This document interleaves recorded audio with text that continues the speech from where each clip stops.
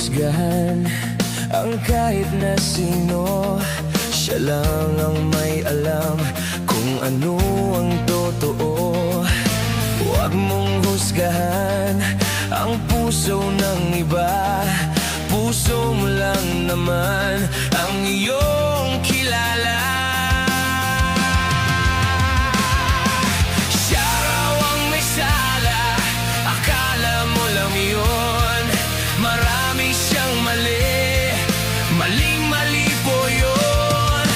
Di siya totoo, hindi yun ganon. Baka naman kasi akala mo lang yun.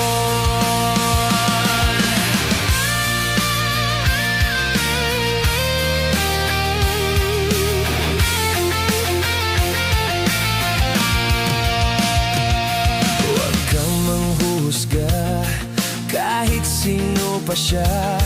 Huwag kang magsalita, baka sumablay ka. Huwag mong husgahan ang buhay ng iba.